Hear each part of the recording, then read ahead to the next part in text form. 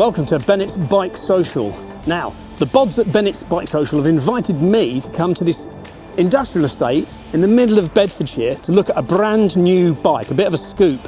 Now, I don't exactly know what it is. I've got a suspicion that it's something to do with the colour blue because of where we are, but I don't actually know what we're going to be looking at. So come with me, let's go and have a look, see what we've got.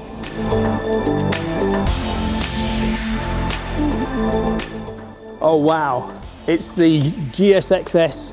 Well, I thought it was going to be called GSX-S1000GX, but it's a GX. So this is Suzuki's tall rounder. I think it's their first tall rounder. So I think what we've got is a GSX-S1000GT engine. That looks like the inline 4. That's 150 horsepower if it's in the same state of tune. But of course it's on tall suspension. It's on semi-active suspension. That's new, I didn't expect that. Wow. Right, okay. Should we start it up and see what it sounds like?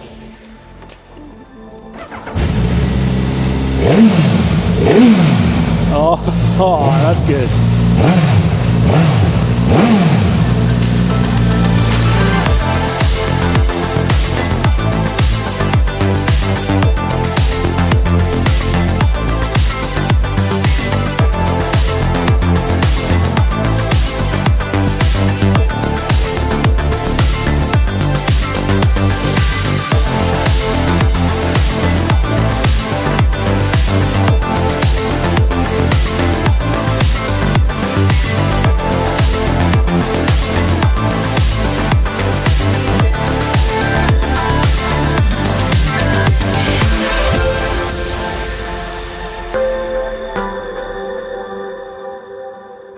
Let's say hello to Paul de Lusignan. He's the boss of Suzuki GB. How you doing, Paul? I'm really well, Sam. Good to be here with you again. Now, we'll get into the spec of this bike in a minute. I mean, it's quite a shock to walk in and see this. So we'll get into the spec in a second. But the first thing I want to say is that the last time we met and spoke, really, was talking about the Hayabusa, the Gen 3 Hayabusa, which was 3-4 years ago. Yeah. Since then, Suzuki have been fairly busy. We've had a revamp of the 1050 V-Strom. We've had the V-Strom DE with the 21-inch front. We've had the GSX-8S. We've had the V-Strom 800. And we had the GSX-S1000GT, building on the GSX-S1000 platform. And now we have the third bike in the trilogy. So I suppose the first question is who is this bike aimed at? Especially referring to the GT, who's going to buy this bike? Who is the customer? Yeah, I think the great thing is we've got a fantastic platform in that GSX-S1000 platform. A really nice chassis, fantastic engine with that GSX-R derived K5 engine, which you and I both know really well. And we wanted to do more with it because we just wanted more customers to have the opportunity to ride that type of bike. And we see this kind of crossover section as doing really well, really emerging. And I think it appeals to quite a wide group of customers. And we think we'll have customers that maybe they might be in their 30s looking for a sporty but comfortable ride, or they might be in their 50s and looking for something with some real technology to it. There's something that's going to appeal to all of those. I think we'll take customers from other brands, but I also think we'll take customers, keep them in the Suzuki family when they're looking for their next bike. We've got something else to offer them. Yeah, so it's not just here's the sports tourer, it's it's Suzuki's first tall rounder. Yeah, I mean, it's a new phrase to me, tall rounder, but we like to call it a kind of sports crossover, and the emphasis really is on the sports there. I think that's one of the really important points about this bike. Okay, right, cool, because I mean, it has got that GSX-R sort of originated platform and frame. The styling of the bike is very much in keeping with the sort of the GSX family, because you can really see that kind of pointy front end, that slanty thing, but it has a few extra touches. I mean, is it sort of been developed in any way to meet this new role as a tall rounder? Yeah, I mean, I think because it is obviously, it's got a more upright riding position, and that requires different set of aerodynamics. So there's been a lot of testing in the wind tunnel to get those aerodynamics right. But as I said, it's a sporty crossover.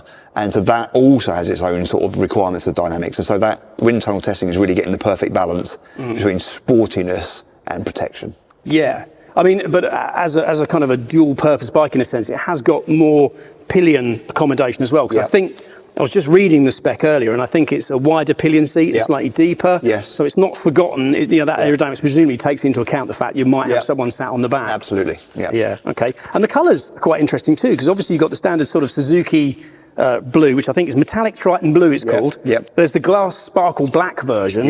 But my favourite is the pearl matte green shadow green. I think that's a really good colour. It's really nice. I think I think it gives something for all riders. And I think, if you want your bike to be seen, then the blue is, it's an iconic Suzuki colour. Yeah. But that new green is really nice, very classy, really nice. I'm tempted to say it's the first green Suzuki, but I don't think it is. I think there have been a couple of others. There's probably been a few others. Pretty close, yeah. Just looking at this bike, because this is the first time I've seen it in, up close like this.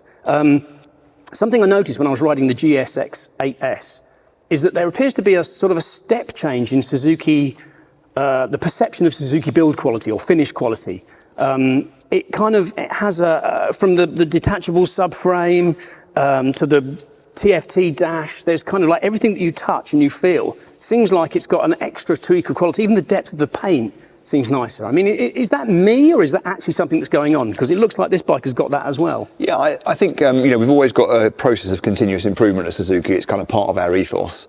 And we're always trying to add, provide value-packed products for our customers.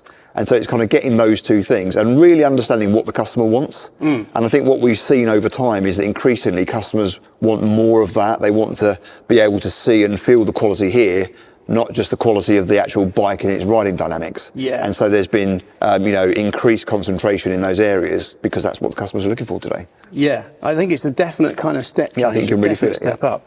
And so, as I said, we've got Suzuki's first tall rounder, its first semi-active suspension as well. Yes, yeah. So that's quite a big change. Yes, it is, yeah. It's fair to say it's been quite a long time coming, but is this a sign of Suzuki kind of stirring again, this like sleeping giant? It's introduced so many new bikes in the last 4 years. Is there more to come? Yeah, I think we've, over the last couple of years, we have introduced a lot of new bikes. In the UK, we've doubled our sales volume in the last 2 years. Oh, wow, okay. So it's a really, it's a really significant change in the market. Of course, we'll have more bikes to come in the future. I can't talk about those today. No. But, it's been a really active period for us, and we think we've bought some fantastic bikes. And so it's really nice to be here today with the GX. Yes, it must be good for you guys, because you must be thinking, at last, we've got some more new stuff, Yeah, we've been very busy over the last few years, and this is just a sort of cherry on the cake, really. Recently, in this sort of tall rounder segment, we've seen a couple of other manufacturers start to get into some kind of crazy horsepower race and building really high performance, high premium value versions of their tall rounders. I know you said you couldn't mention anything coming up. Is there any chance we could see like a GSX-R1000RR motor in one of these with 200 horsepower? We could build one in our shed. That's a good idea. That'd be great fun. Do that. Do it at the NEC. It'd be perfect. The Motorcycle Live.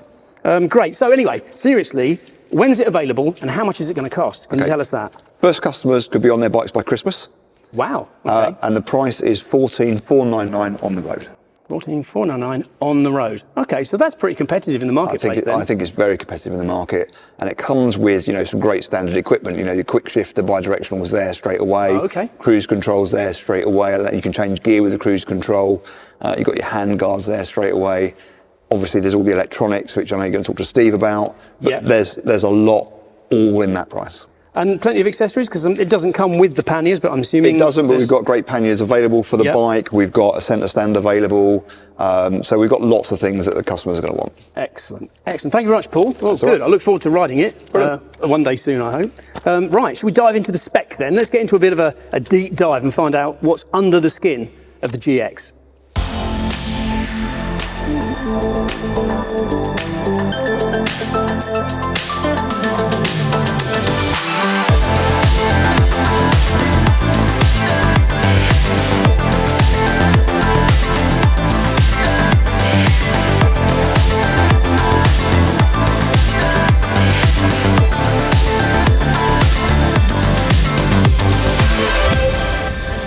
Right, now we're going to have a deep dive into the spec of the new GX with Suzuki product specialist, Steve Hacklett. Hi, Steve. Nice to see you again. Nice to see you again as well. Right, wow, what have we got here? Where do we start? I mean, I guess it's not probably the most important thing in the sense that there are other things that are new to this bike, but if we just run through the engine and frame, and I've had a quick look at the spec, but I haven't had a deep dive, so I'm very much in your hands here. What are we looking at with engine and frame? So there's a huge amount of beneficial DNA baked within this bike. Like you say, there's lots of stuff that's really new and really exciting, but there's a foundation which is not to be missed. Yep. The 999cc engine, huge amounts of peak power and torque, 152 PS, 106 Newton meters. So that is that's the same power as the GT and the... everything you're getting on that bike. And importantly, not just the peak figures, all the mid-range, all the low RPM thrust, it's all there for riders to tap into. Copyright the best engine that Suzuki have ever built. Yeah, okay. That's cool. And the frame is, again, copied over from the GT? Yep, so swing arm, main frame, subframe, critically with the subframe, that capability for hard luggage as well. Okay. But I'm guessing there's a lot more to this than it's just being a GSX-S1000 GT on stilts. Massively, yeah. There's a huge amount for customers to tap into that offers something tangibly different. Yeah, okay. So being a tall rounder, I guess riding position is quite important. So if we just sort of run through what's different about the riding position between this and the GT. Yeah, riding position is one of the key facets. The tall rounder, as you call it, or crossover as we deem it, it's about enmeshing the best bits of sports tourers and adventure bikes. And where your hands sit, where the rider's posture is, their eye line overall is one of the benefits of this bike that is noticeably different from a sports tourer. So it's like a more imposing riding position, more of an adventure riding position. Okay, and then specifically in terms of things like seat, bars, pegs, what kind of stats are we looking at? I mean, clearly the seat is higher. Yeah, so take the sort of tank interface and the foot position as a fixed point, but then you've got a thicker seat. Okay. Because of the longer travel suspension, you've got increased seat height, so you've got more distance between where the rider sits and their feet, so opening up that knee angle, even greater levels of comfort. Gotcha. Bars are nearer to you, wider, so even more leverage through the corners as well. Right, okay. And in terms of absolute seat height, what are we talking? Because it is taller. Did we? Yep, so GT sits at 810 mil. Yep. This one is 845. Right, okay. But I guess that's part of that's quite tall, but then that's kind of clues in the name, I guess. Yeah, but then back to horses for courses. This is a fantastic new bike, but for some people, the GT will still be the right composition of performance and features. And an inherent part of the crossover model is not only the aesthetics of that longer travel suspension, but also the seat height dynamics as well, albeit there will be a low accessory seat for it as well. So if you want to make it more attainable and still tap into all the other great stuff we're going to talk about, there's still that accessibility piece there. Right, okay, that's cool. So that's the riding position. And the engine and the frame. Let's get into suspension, shall we? Because that's quite a big difference. Massively. So tell me about Suzuki's semi-active suspension system. Whose suspension is it and how does it work? Yep, so this bike pioneers our first foray with semi-active and electronically adjustable suspension. So front and rear, these are shower units. Okay.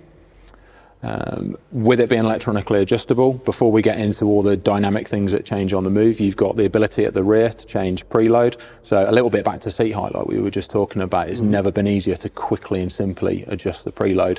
So there's an auto leveling mode that you can leave it in as you wish, or you can select from luggage, pillion, luggage with pillion, so you can change the attitude of the bike. Oh, I see. I didn't know that. So it will self-level if it wants, if you let it, or you can adjust it manually. Yeah, all visible on the Colour TFT dash. You can either leave it to auto sort itself out and it will detect the load condition based on the stroke sensors that are in the rear shock, or you can manually change it. And over and above that, there's further fine-tuning that the rider can make to those settings as well. Okay. I'm guessing the overall philosophy of the suspension is kind of, I couldn't see the word skyhook specifically in the material, but I'm guessing that it's that same idea of suspending the chassis while the wheels do their thing underneath. Exactly that. So we deem it floating ride control. Right, okay. And when we get into the detail, there's actually more than one mode. It's not something customers can manually change, but there are two important different iterations of that same system that act on the bike. As you say, it's all about trying to keep where the rider's sat, the handlebars and the top line of the bike stable, while the electronic semi-active suspension uses that data from the sensors, uses that data from the IMU, and will change the characteristics of what's happening with the suspension, the tyres and the wheels. So whether you're on lots of shallower high frequency bumps, or whether you're on more undulating bumps, to perfectly dial in the damping characteristics to give you the best ride possible from this base mechanical engine and chassis. Right, okay, that was interesting then, because you hinted at something. You hinted at it's got kind of a mode where it does like standard semi-automatic automatic suspension, semi-active suspension, but there's something else you mentioned there? Yeah, so over and above what we talked about so far, and things like the fact that you've got a hard, medium and soft setting that you see on the dash that's built into the riding mode, but that's changing your range and your damping characteristics. But the overarching suspended from a hook in the sky element of it, so the floating ride control, there are two different sort of actuations of that mode. Okay, that's interesting. So normally it will be tuned to responsiveness. So part of the crossover model is the fact that you're getting enhanced levels of comfort and different rider stature, but still being a highly capable sports orientation machine, albeit the sports crossover. However, when you start to hit those bumps, when you start to hit those sort of more uneven surfaces within the road environment, it will change the focus from being purely on responsiveness, and it will then use different settings to be more comfort orientated. So that flight and ride control has got two different settings. You've got a base setting, which is all about the responsiveness. Yep. And then when you do encounter those bumps, it will trigger a different actuation of that system where it will then go more comfort orientated to dial out those bumps, and not only for comfort, also to obviously maintain the posture of the bike as well.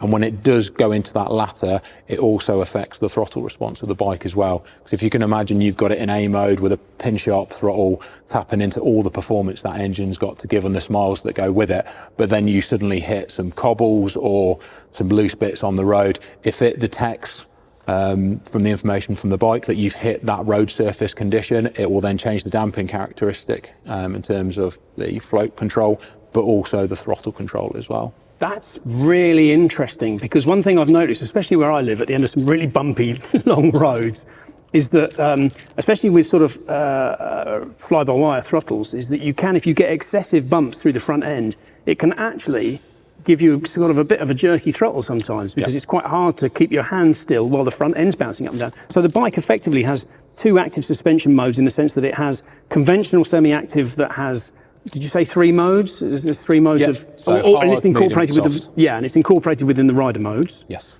But then it has this extra layer of control, which is when the bike goes, oh, hang on a second, something is on some like cobbles. A cattle grid or something like that, and it would suddenly change the characteristic. And then it's sort of, right, okay, that's interesting. That's the point you just made there, though, as well as having those two different versions of the float and ride control, there's also one other subtle adjustment, and it shows the level of attention and detail that the engineers go to.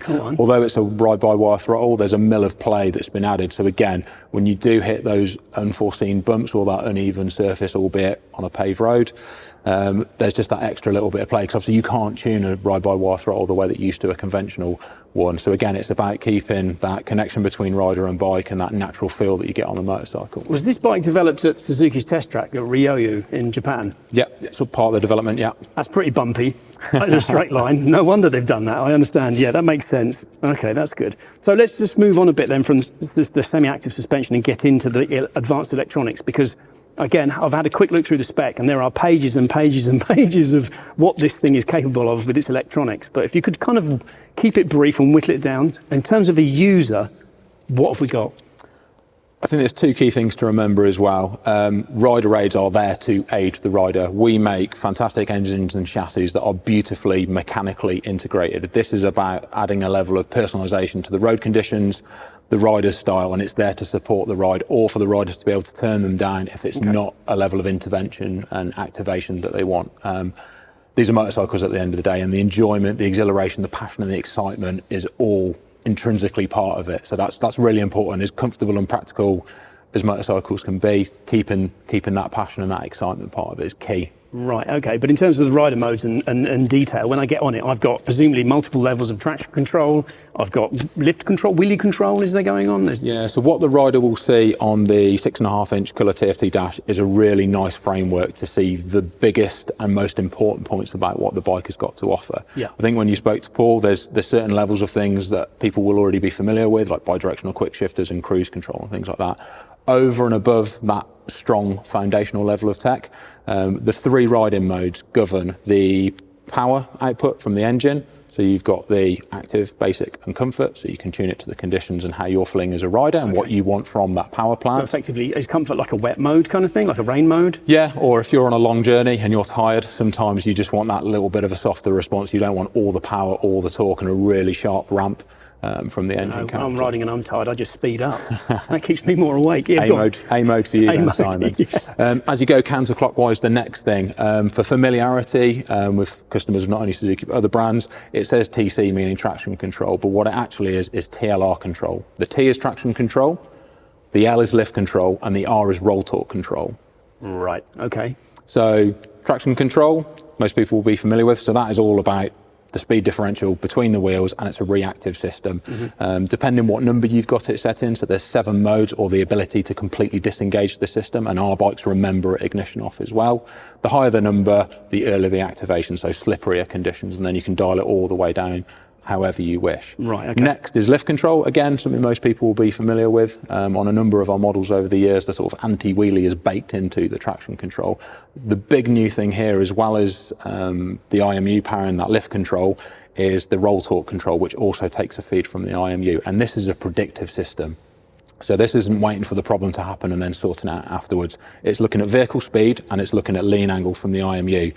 And based on that, it can see the bike's what it's planned to do through a corner, the power output and the speed, and it's sort of setting softer limits in terms of torque and engine output. So it thinks you're going to go beyond what is capable for that speed and that lean angle. It will set a lower ceiling, albeit the rider can still obviously manage both the lift control and the roll torque by lowering the overall TLR control. Right, okay. So effectively then you have 3 rider modes that you can that set a kind of a different levels of traction control, different levels of throttle control, throttle feeling, and different levels of semi-active suspension. 100%, that's the third facet, it's the suspension. Yeah, and then you've got, presumably you've got a custom mode where you can basically say, I want to mix and match a little bit. Absolutely. What's key is not only to make it easy to see and navigate, so through the screen and then the switch gear on the left-hand side, but it's rider customization for you as a rider, for the conditions you're in, and whether you've got luggage pillion and whatever's right for that moment.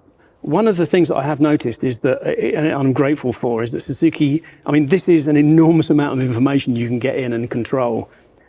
We've got really simple buttons on the switchgear. Yeah. That's a blessing. Yeah, and even with winter gloves, you can still feel it. You've not got to be looking down at the switches, you can feel what's going on. Excellent, okay, that's good. So yeah, in terms of electronics, that is a pretty sophisticated package. And then in terms of sort of just like the basic trim of the bike, I noticed that we've got, I mean, these sort of like rubber mounted mirrors we've got going on here, these are a bit thicker. That's more of an aesthetic item here, where you're covering some of the bolts that are holding it in place. But I think, again, you were talking about earlier in terms of the level of quality and detail, so the nice finish on it. But even things like the mouldings that have gone into the rubber finish here, the fact that you've got form and shape into everything. Mouldings cost what they cost, castings cost what they cost, but it's just that attention to detail, every single little component where it can be made aesthetically better or functionally more effective for the rider.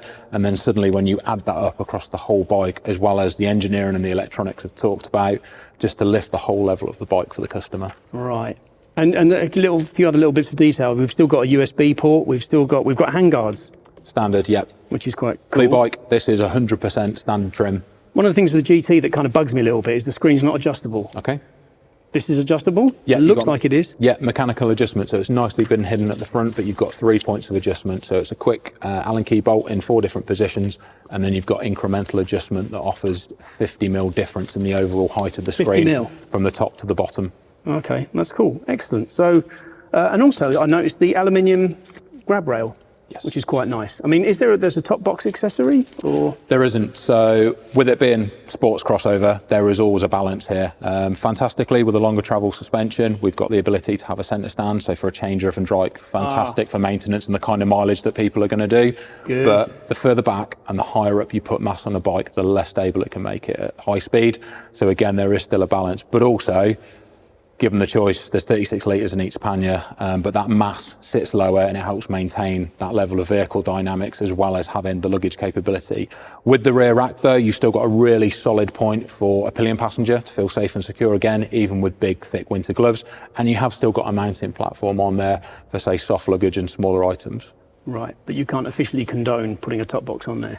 Sadly, there isn't a genuine item available. I'm sure there'll be plenty of aftermarket top boxes available.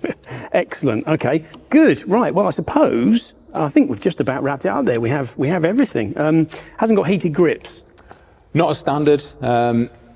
Paul talked about earlier all the tech you need as standard, but part of our manufacturing ethos is value-packed products, and sometimes that's not putting absolutely everything we can on, because then it'll push the price point and it becomes less attainable to every customer.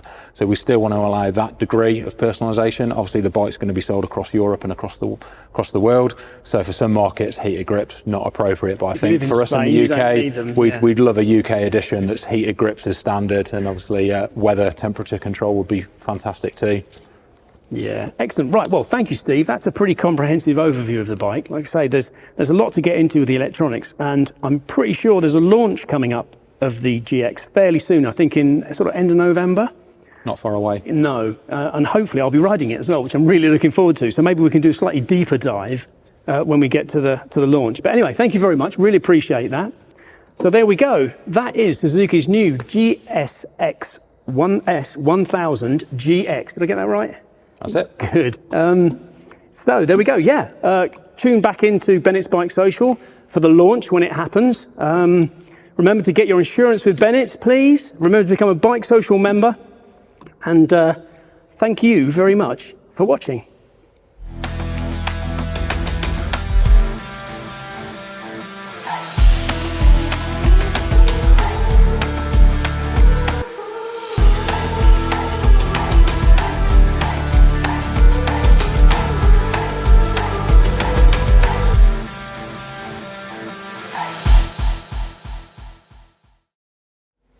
Did that go all right? Did I forget something at the end? I was like getting to the end and my brain was losing track with where we were.